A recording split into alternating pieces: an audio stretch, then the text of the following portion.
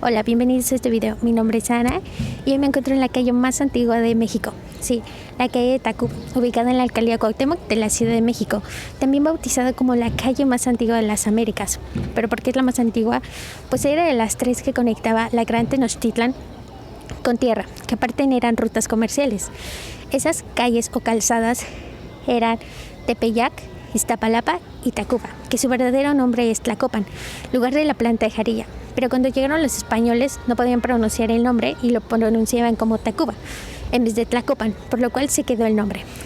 La calle o calzada está dividida en 5 secciones. Tacuba, que hasta el siglo XIX es llamada así, ya que antes era llamada como Santa Clara y San Andrés, debido a los edificios que se encuentran en los respectivos lugares.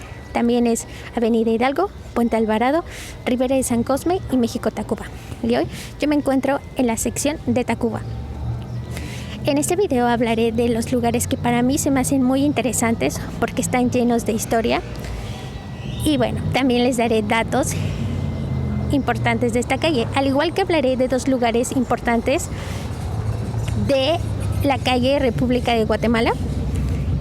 Un dato interesante es que en esta calzada se llevó a cabo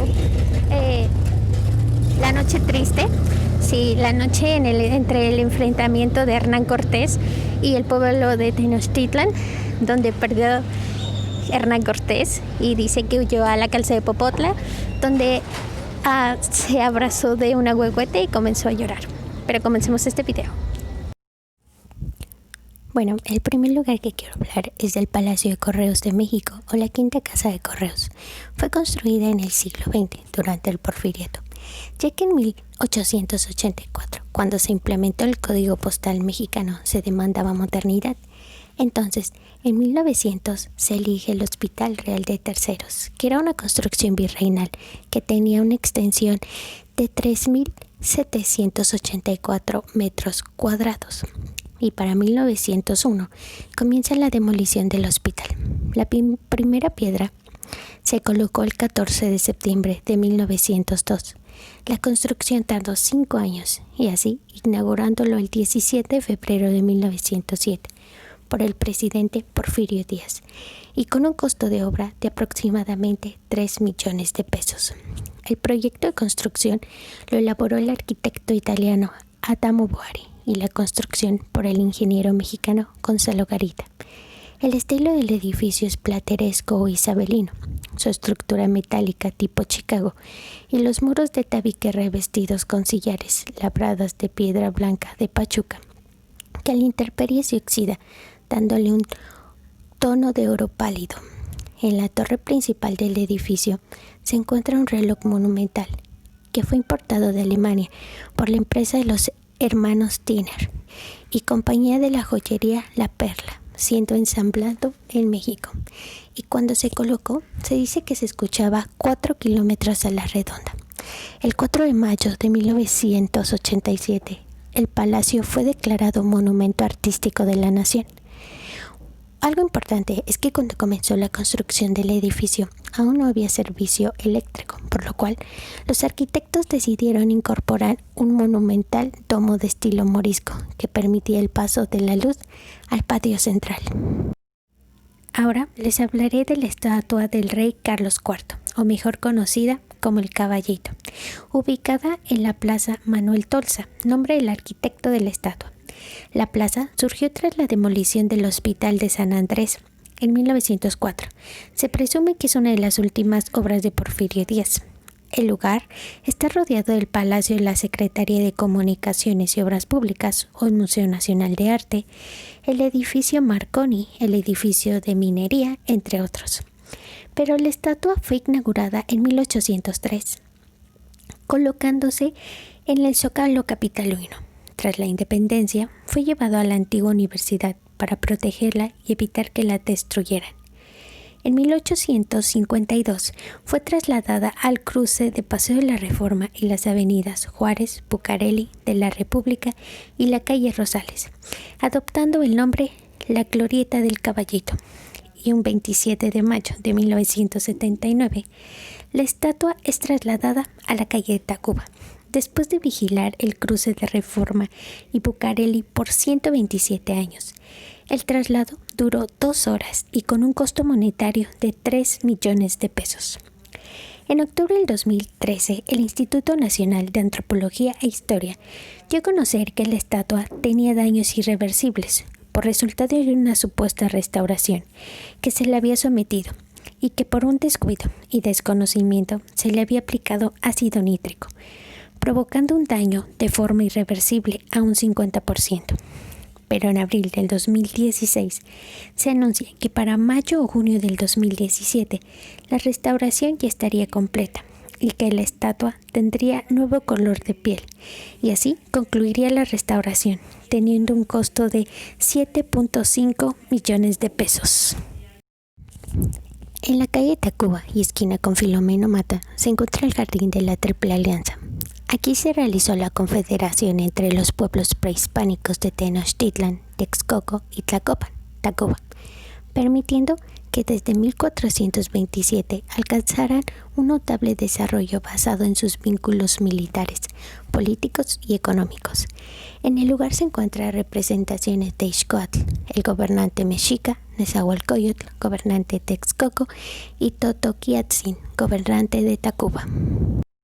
Entre los siglos XVI al XVIII, la humanidad atravesó por uno de los capítulos más oscuros de la historia, la Inquisición. Hombres y mujeres fueron torturados para castigar lo que en aquel entonces la Iglesia Católica consideraba herejía. Mujeres culpadas de brujería, homosexuales e incluso hombres con el hábito de abusar del alcohol eran juzgados y sentenciados según los criterios eclesiásticos, y aproximadamente el 70% de las sentencias eran mujeres. Y así, de la mano del Museo de la Inquisición, el Museo de la Tortura expone una composición de más de 75 instrumentos de tortura y humillación, característicos de la Inquisición y autoridades correspondientes a la Edad Media. El lugar presenta instrumentos de humillación pública, objetos que utilizaban para castigar delitos menores, para dar muerte inmediata, o artículos únicamente que infligían dolor, sin llegar a la muerte. Consta de 6 salas, 1 y 2. Se puede observar aparatos para la humillación pública. En la 3 y 4 se encuentran aquellos objetos destinados específicamente para mujeres y otros de tortura. Y en las 5 y 6, instrumentos en caso de pena de muerte. Fue inaugurado el 6 de abril del 2012 y su objetivo es crear conciencia, pues un pueblo que no conoce historia está condenado a repetirla. A un lado del Museo de Tortura se encuentra el MIDE, o sea, el Museo Interactivo de Economía, dedicado a la divulgación de la economía y la educación financiera, y es considerado Patrimonio de la Humanidad. El inmueble que lo alberga es una obra arquitectónica del arquitecto Lorenzo Rodríguez, por orden de los betlemitas. Se construyó un convento que tenía 4 secciones: el noviciado, la escuela, el hospital y el huerto. La obra concluyó en 1766 y para 1820, por orden del virrey, se disuelve la orden y durante el porfiriato es demolida una parte del edificio. Lo que se salva es convertido en un cuartel, una escuela y un hospital. Y en 1920 se alojaron almacenes y tiendas como la sastrería El Águila, que aún el museo la conserva como parte de su historia. Pero en 1989 es rescatado por el Banco de México y para 2001 la Junta de Gobierno del Banco de México decide crear un museo dedicado a la educación financiera, y es hasta el 12 de julio del 2006 cuando se inaugura, con el propósito de construir una sociedad justa y contar con un mejor nivel de bienestar para cada uno. El lugar está organizado en 4 temas generales: crecimiento y bienestar, finanzas en la sociedad, principios básicos de la economía y desarrollo sustentable, incluyendo la economía, la sociedad y la naturaleza. También les hablaré de la Biblioteca General de la Cámara de Diputados del H. Congreso de la Unión, ubicada aquí en Tacuba, esquina con Bolívar. La alberga una iglesia que perteneció al convento de Santa Clara. El inmueble se comenzó a construir en 1601. Don Antonio Arias Tenorio la financió El arquitecto fue Pedro Ramírez. La obra terminó de construir el 22 de octubre de 1661, siendo bendecida por Fray Alonso Bravo. La capilla ha tenido 2 incendios. El primero fue el 20 de septiembre de 1677 y el otro el 5 de abril de 1755. El convento tuvo 18,000 varas cuadradas de terreno. También se dice que después de dejar de ser convento, también fue una cantina, con el nombre La Constantina. La biblioteca nació como iniciativa presentada en Cámara de Diputados el 24 de agosto de 1935. Su objetivo era prestar servicio al pueblo y fue hasta el 4 de septiembre de 1936 por el licenciado Gonzalo Vázquez Vela, secretario de Educación en representación del presidente Lázaro Cárdenas. Los servicios bibliotecarios iniciaron con un acervo compuesto de 9,814 volúmenes, provenientes de Cámara de Diputados, 4,270 de la Cámara de Senadores y 1,243 de Contaduría Mayor de Hacienda. Y además se compraron o recibieron en donaciones 1,243 volúmenes. Actualmente la biblioteca cuenta con un acervo de 50,000 títulos. Algunos archivos se encuentran en Palacio Legislativo de San Lázaro, ya que en las instalaciones no caben, al igual que se está trabajando en un proyecto llamado Bibliomex, para pasar todo el acervo a digital. Enfrente de la biblioteca se encuentra el conocido Café de Tacuba, que fue el sueño hecho realidad de don Dionisio Mollinedo, o también conocido como Papanillo, que llegó de Tabasco a trabajar a la capital del país con tan solo 15 años. El lugar comenzó siendo una casa de asistencia con dulces, pan, café lechero y nieves. Con el tiempo incrementó hasta llegar a una carta con desayunos, comida y cena. Lo más pedido son las enchiladas Tacuba, creación de doña Josefina, esposa de don Dionisio. También las 4 cositas, que consiste en un plato que representa la comida mexicana, un tamal de pollo, una enchilada, un taco de pollo, guacamole y arroz. La casa data del siglo XVIII. Entre sus curiosidades es que en el restaurante se llevó a cabo la comida de boda de Diego Rivera y Guadalupe Marín. En 1978 se rodó la película Los hijos de Sánchez del escritor Oscar Lewis, que protagonizó el laureado Anthony Quinn, que se dice que se basó en la historia de un trabajador del café. También se cuenta que se aparece una monja flotando sobre los escalones del salón mexicano, apodada como la monja del café. Al principio del video dije que iba a hacer mención de 2 lugares de la calle República de Guatemala. ¿Pero por qué? Pues porque antes la calle Tacuba comenzaba en lo que hoy es Guatemala. También esta calle tuvo 2 nombres, las Escalerillas o la Primera de Reloj. El primer lugar que quiero hablar, que se ubica en la calle República de Guatemala, es el Museo de Archivo Fotográfico de la Secretaría de Cultura de la Ciudad de México. El predio que lo alberga formaba parte del Mayorazgo Nava Chávez.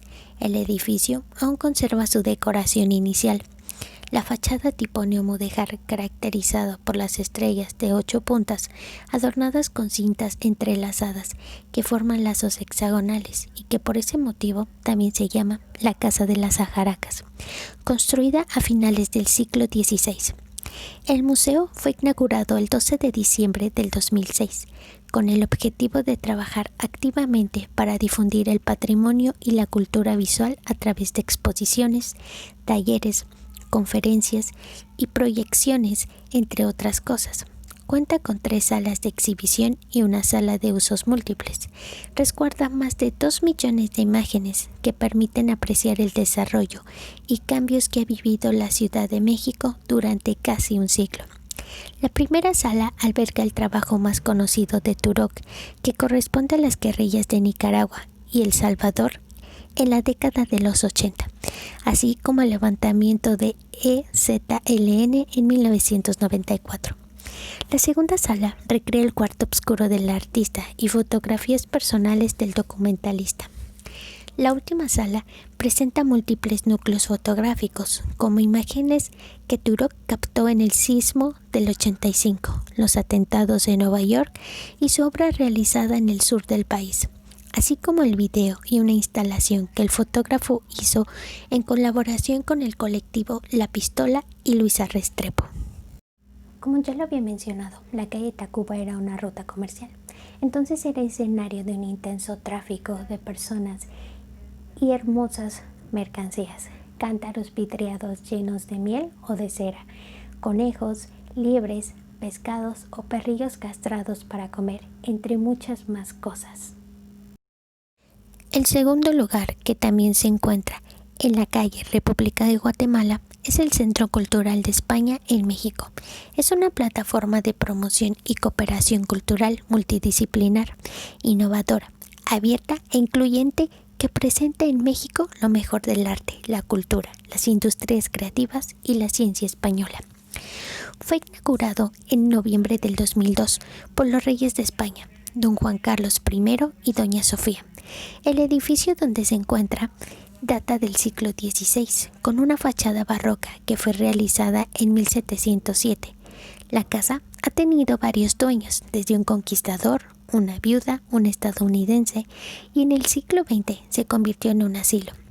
El inmueble ha tenido dos intervenciones arquitectónicas, la primera en 2002, que consistió en recuperar la construcción colonial en donde se encuentra ahora el centro.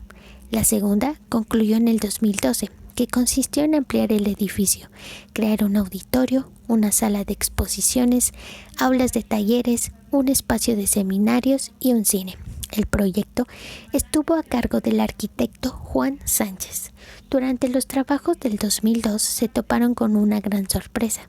Aparecieron restos arqueológicos que se supone que era un Calmecac, es decir, una escuela para los niños de los nobles mexicas, y además de una colección extensa de objetos y vestigios prehispánicos y coloniales.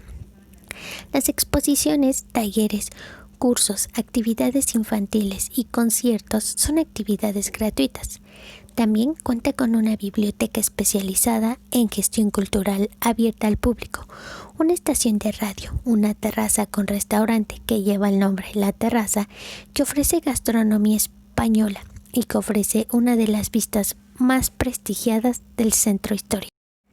Según el escritor mexicano Artemio del Valle Arizpe, por la calle Tacuba pasaba infinidad de veces Moctezuma, vestido y adornado como un verdadero dios. Bueno, el recinto estaba dividido en parte norte y sur. La del sur estaba dedicado a Huitzilopochtli, el dios de la guerra y protector de los mexicas, y la del norte a Tlaloc, el dios de la lluvia. El descubrimiento del Templo Mayor se remonta a los primeros años del siglo XX por el arqueólogo Manuel Camio. Fue el pionero de las excavaciones que dieron luz a los primeros vestigios del templo. Tras el descubrimiento del monolito de la diosa Coyolxi, fue casi obligatorio crear Templo Mayor. Entre 1978 y 1982 hubo excavaciones de carácter arqueológico y después de recuperar más de 7,000 objetos prehispánicos, la iniciativa de edificar un museo que albergara la historia mexica se convirtió en realidad. Un dato interesante es que se dice que hay un estrecho túnel de 45 centímetros de ancho, parte del muro sur del edificio de Cahuachicalco, y conduce a la plataforma circular de este. Lo sorprendente es que el centro de dicha área se abren dos cámaras laterales que probablemente guardan restos de importantes gobernantes mexicas. El principal lugar del museo lo ocupa el magnífico relieve que representa a Tlaltecutli, la diosa de la tierra. Es una pieza escultórica mexica encontrada en el 2006. Bueno, hemos concluido con este video. Me hubiera encantado que los videos de los lugares mencionados hubiesen sido en esos lugares, pero por esta cuestión del COVID no puede ser. Pero sí les recomiendo que cuando esto acabe, ojalá puedan visitar esta calle. Está llena de historia, hay muchos lugares que conocer, lugares donde comer. Pero cuando termine esto, y si alguien necesita salir, tomen sus medidas necesarias, cuídense mucho, los quiero. Este video fue hecho para la clase de TICS, estudio en la Escuela Superior de Turismo del Instituto Politécnico Nacional. Gracias y hasta pronto.